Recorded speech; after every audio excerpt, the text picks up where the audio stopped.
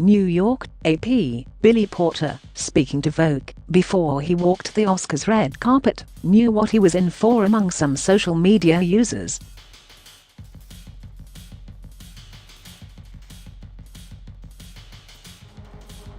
People are going to be really uncomfortable with my black ass in a ball gown, but it's not anybody's business but mine.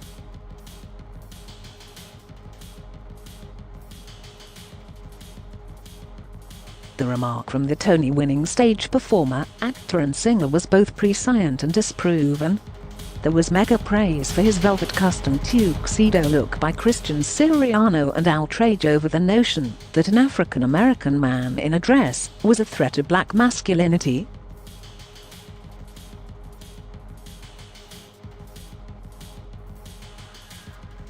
It was just the conversation Porter had hoped to provoke, not to collect virulent hate, but to help move along the idea that we all deserve respect across racial lines and the gender divide.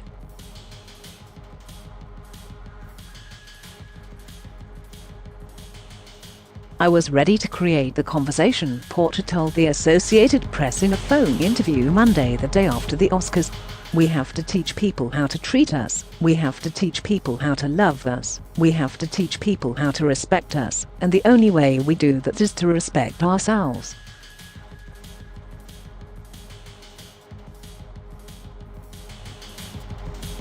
Porter, the black and gay breakout star of the boundary-expanding FX series Pose, spent awards season using fashion as political art, as he describes it.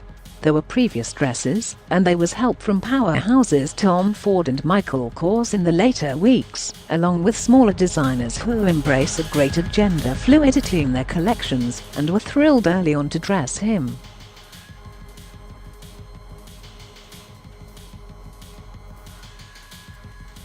Dan McMedan via Getty Images.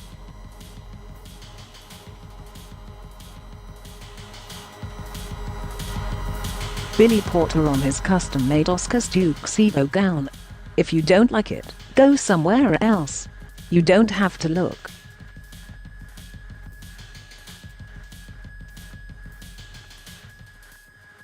As a nominee at the Golden Globes, Porter's custom trouser look by Randy Rahm, including a huge, hot pink line cape and floral embellishments, grabbed attention, but social media support and disdain after the 49-year-old took to the Oscars carpet took the debate into the stratosphere.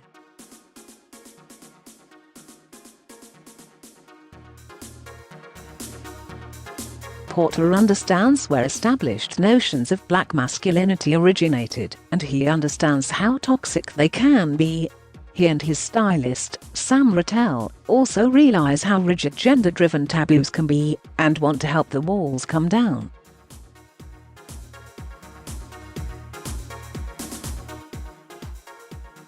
It goes all the way back to the earliest of emasculations, which is slavery, so the only way to sort of overcome that is to be the strongest, and the most masculine and the most powerful, and now, what has become toxic, Porter said.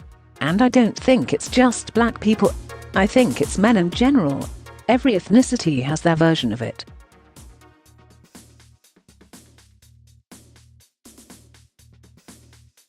Porter couldn't care less about negative comments.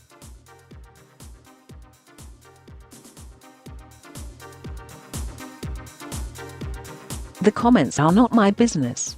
What people think about what I'm doing is not my business. I lived that already, he said.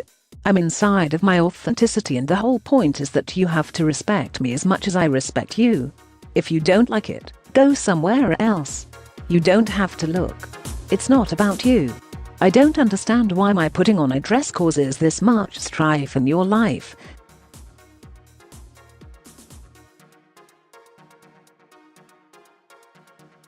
Rattel said he began working with Porter about a year ago.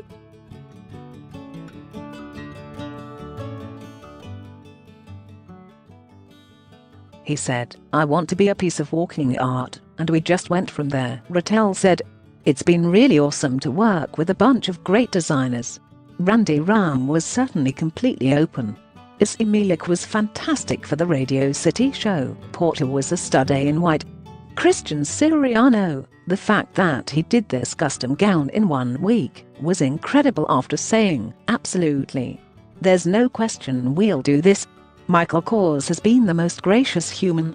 So has Tom Ford.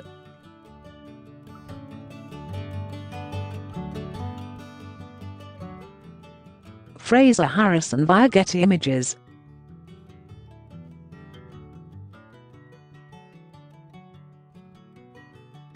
Porter and his husband, Adam Smith, were married in 2017.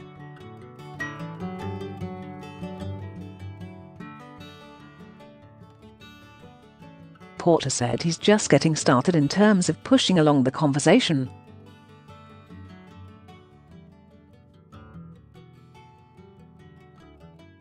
"People are actually listening," he said. "I hope it opens up a dialogue of healing. I will always continue to do me. If there's anything I've learned in the 49 years that I've lived on this planet, is that being authentic is the only version of the story that anybody should be."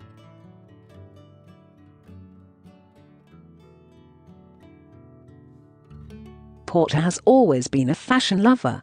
This year, he was an ambassador for the Council of Fashion Designers of America for Men's Fashion Week in New York and attended a variety of shows featuring a variety of looks, from traditional to gender fluid.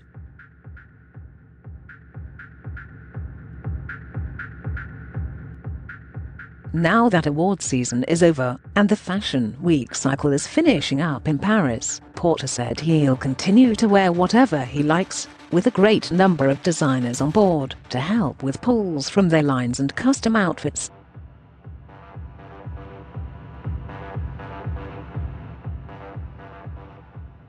Pre-Golden Globes it was difficult, he said, of options available to him, considering that he's not sample size. After the Golden Globes it has not been difficult. You work with the people who work with you. You walk through the doors that are open. I'm never a beggar.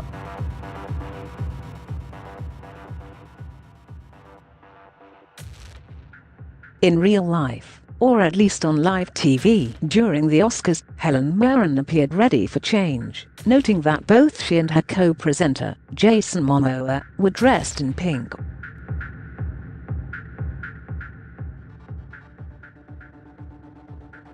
It just goes to show, doesn't it, that these days a Hawaiian god and a very mature English woman can actually wear the same color. "We can both wear pink," she said to Claps.